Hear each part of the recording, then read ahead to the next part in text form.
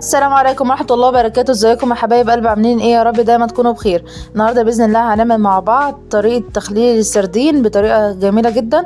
ما تنسوش الاشتراك في القناة وتفعلوا زر الجرس عشان يوصلكم كل جديد. تابعوا معايا الفيديو.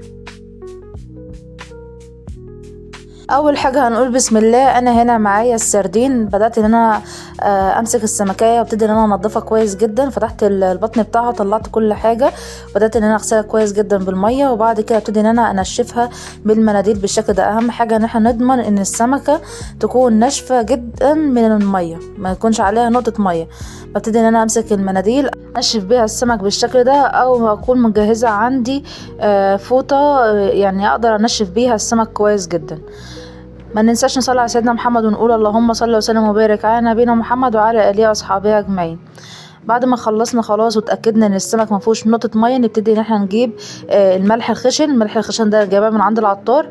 هنزل على الكميه بتاعتي بمعلقتين كبار من الشطه، وابتدي ان انا اقلب الملح مع الشطه بالشكل ده كويس جدا. لو مش حابين تضيفوا الشطه، ممكن نضيف مكان الشطه نضيف معلقه كركم. الشطه والكركم ماده حافظه للسمك. ابتدي ان انا اجيب الكيس، عندي كيس تلاجة، وابتدي ان انا انزل بشويه ملح في الارضيه، وبعد كده ابتدي ان انا امسك سمكيه بالشكل ده، وابتدي ان انا ادعك جسمها بالملح والشطه بالشكل ده زي ما حضراتكم شايفين. ابتدي ان انا ارص السمكيه بالشكل ده، وابتدي ان انا ادعك جسمها كويس جدا بالشطه والملح بالشكل ده. بعد كده خلاص خلصنا اول طبقه في الارضيه. ابتدي ان انا احط ورق اللوري. ميزه الورق اللوري هنا ان هي بتدي للسمكه ريحه حلوه، وبتمنع عنها ريحه الزفاره الشديده. بعد كده خلاص خلصنا الطبقه التانية. ابتدي ان انا انزل بمعلقتين كبار من الزيت، وابتدي ان انا اربط الكيس كويس جدا. اهم خطوه هنا ان احنا نفرغ الهواء اللي موجود في الكيس كويس جدا عشان ما يبوظليش السمك. ابتدي اغلف السمك بالشكل ده في كذا شنطه، حوالي 4 شنط او 4 اكياس، وابتدي ان انا اغلفهم كويس جدا وامنع دخول الهواء ليها.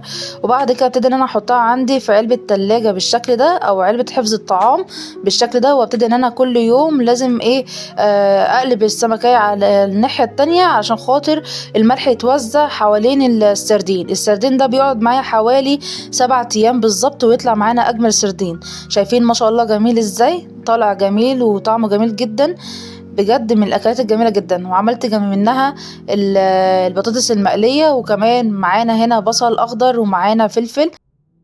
وكده شكل السردين بعد ما قعد معانا 7 ايام. بدأنا ان احنا نفتح عليه، وبدأت ان انا انضفه بالشكل ده.